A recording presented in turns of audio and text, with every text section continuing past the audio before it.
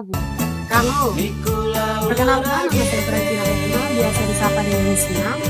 Saya lahir di Alor, tepatnya di Manekati, Kecamatan Alor Utara, pada tanggal 20 Juni 2007. Nah, saya anak ketiga dari 6 bersaudara. Saya sedang berkuliah di program studi pendidikan Pancasila dan Kewarganegaraan Universitas Nusa Cendana. Saya mengambil mata kuliah hukum adat dan juga hukum pertanahan. Nah, di sini saya berasal dari suku Abui, Kecamatan Alor Tengah Utara, Desa Majuklati. Orang tua saya juga berasal dari suku Abui. Suku Abui adalah salah satu suku di Kabupaten Alor di Nusa Tenggara Timur. Dan suku ini kaya akan budaya adat istiadat, baik dari tarian, rumah adat, sampai pada ritual dan juga pakaian adat sebagai simbol keharmonisan turun-temurun. Ya, makna sosial yang ada di masyarakat adat suku Abui itu seperti pelestarian alam, penguatan antara anggota, keharmonisan antar anggota keluarga di dalam adat. Contohnya di dalam lego-lego merupakan lambang persatuan dan keterikatan satu sama yang lain secara turun-temurun yang melestarikan keharmonisan juga mengutamakan sistem kekeluargaan. Nah, selanjutnya yang keempat yaitu tahap perkawinan. Nah, di suku kami di suku Abui itu ada beberapa tahap perkawinan, yaitu yang pertama yaitu meminang. Nah, di saat di proses ini biasanya pihak laki-laki membawa sirih, pinang, ayam dan juga sebuah gong kecil pergi ke rumah pihak perempuan untuk meminang atau masuk minta kepada perempuan. Nah, selanjutnya tahap yang kedua yaitu bawa cincin. Nah, di sini biasa juga pihak laki-laki membawa gong atau moko dan juga hewan berupa babi dan juga sirih pinang, gong. Nah, di tahap ini biasanya mereka diberikan nota oleh keluarga perempuan disebut nota belis kepada mereka, kepada pihak laki-laki, sehingga mereka juga menentukan jadwal untuk tahap ketiga yaitu tahap akad. Nah, setelah itu mereka juga masak lalu makan bersama-sama. Nah, tahap yang ketiga yaitu tahap akad. Nah, tahap ini mereka menyiapkan sesuai dengan yang ditulis di nota dan diberikan pada saat tahap 2 kemarin. Setelah itu mereka membawa gong yang satu bersama dengan sarung khusus untuk mengisi lidi atau patah lidi. Yang kedua yaitu satu moko besar untuk paman dari perempuan tersebut atau mempelai perempuan.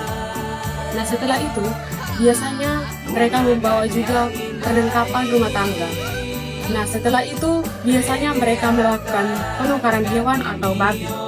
Mereka melakukan penukaran di mana babi dari pihak laki-laki harus lebih besar dari babi dari pihak perempuan.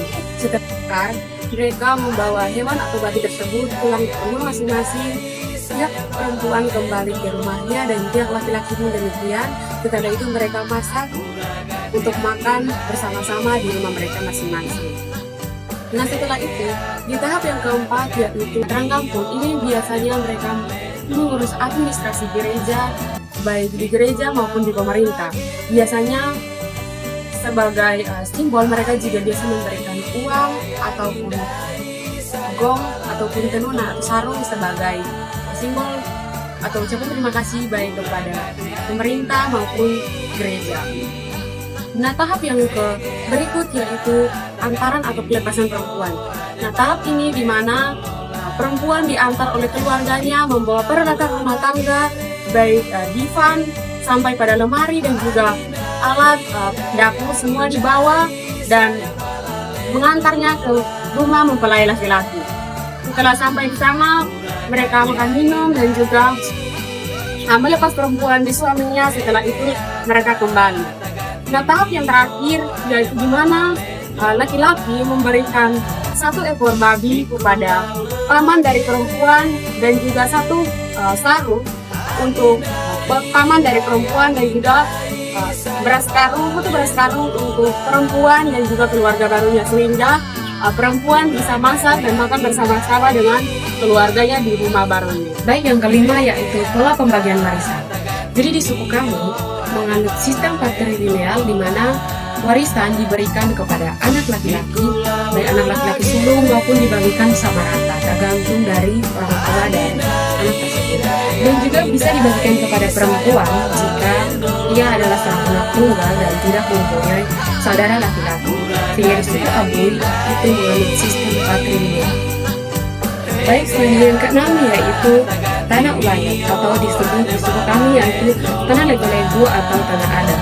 Nah, tanah ini biasanya setiap anggota suku atau anggota yang ada di dalam suku itu biasanya mereka bekerja bersama-sama di ladang tersebut atau bisa bekerja secara bergantian setiap tahun.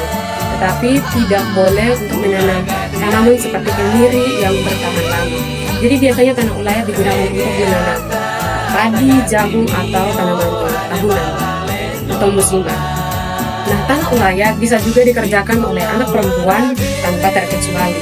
Intinya semua berada di dalam suku tersebut. Baik, selanjutnya yang ketujuh yaitu menganalisis kaitan hukum adat dengan pertanahan. Jadi hukum adat di suku Abui mengatur pertanahan melalui hak ulayat berbasis klan patrilineal dan ritual seperti tikotol untuk pelestarian alam. Sementara hukum negara atau UPA mengatur ulayat tapi memprioritaskan hak individu via sertifikasi. Nah, kaitan antara keduanya yaitu integrasi yang diperlukan agar ulayat tidak tergeser oleh pendaftaran tanah modern dan mencegah konflik dan juga menjaga identitas budaya melalui pengakuan formal seperti daftar tanah. Baik, yang ke-8 yaitu ritual. Jadi di suku Abui biasanya mengadakan ritual seperti ritual tikontol atau dengan dikatakan yang istilah potong bambu. Ini biasanya dilakukan saat mau membuka lahan baru. Jadi mereka biasa melakukannya di saat malam hari dan keesokan harinya mereka melakukan membersihkan lahan baru untuk menanam. Dan pada saat menanam, mereka biasanya menaikkan pantun atau nyanyian dengan tujuan untuk mempercepat proses penanaman dan juga menghilangkan rasa lelah. Dengan tarian tikontol ini juga dengan tujuan untuk memohon berkat dari Sang Pencipta.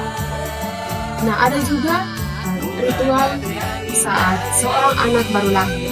Nah, saat seorang anak baru lahir, biasanya selama 1 minggu itu mereka tidak keluar di rumah bersama dengan mamanya. Sampai 1 minggu itu didoakan baru mereka bisa keluar. Nah, di dalam selama 1 minggu itu biasanya anak laki-laki biasanya memikul bekal baik jagung, pisang untuk pergi menjenguk anak tersebut. Nah, yang berikut yaitu ritual saat orang meninggal. Nah, ketika meninggal biasanya anak atau saudara dari yang meninggal biasanya membawa hewan datang di tempat duka. Nah, di sini mereka juga biasa memberikan pakaian orang mati tersebut kepada pohon atau anak laki-laki atau pohon pelepas dari orang yang meninggal tersebut. Baik, yang ke-9 yaitu tantangan yang dihadapi dalam menjaga adat di zaman modern. Jadi dalam menjaga adat zaman modern ini ada beberapa tantangan yang dihadapi, yaitu salah satunya yaitu perkembangan teknologi. Nah, perkembangan teknologi ini dapat menyebabkan anak muda zaman sekarang gengsi atau menutup diri untuk memamerkan budaya lokal atau budaya asli yang dianutnya, sehingga hal ini menyebabkan budaya lokal itu mati atau tidak dapat dikembangkan atau diteruskan, sehingga itu yang menjadi tantangan utama dalam menjaga adat istiadat di suku Abui. Yang ke-10 yaitu refleksi pembelajaran. Jadi melalui pembelajaran hukum adat dan hukum pertanahan, saya dapat mengerti bahwa hukum adat berperan sebagai fondasi dalam undang-undang pokok agraria dan menyediakan norma dan dasar pelengkap bagi hukum tanah nasional yang hidup di dalam masyarakat. Nah, hukum adat juga menekankan nilai-nilai kearifan lokal, kebangsaan, dan gotong royong. Nah, sehingga dengan pembelajaran ini dapat dipahami bahwa perlunya harmonisasi hukum adat dengan hukum positif untuk menjaga dan melestarikan keadilan sosial sebagai identitas budaya dan penyelesaian konflik di masyarakat adat. Pesan saya untuk adat Indonesia, mari kita bersama-sama melestarikan karena Indonesia sebagai identitas bangsa yang kaya dan nilai moral dan kearifan lokal. Jangan membiarkan pengaruh dari luar mengikis budaya kita. Mari sebagai generasi muda kita memperkenalkan dan mempraktikkan budaya kita agar Indonesia tetap berdaulat dan kuat akan budaya di era modern ini. Mari lestarikan budaya di hati agar bangsa makin erat dan berseri. Halo,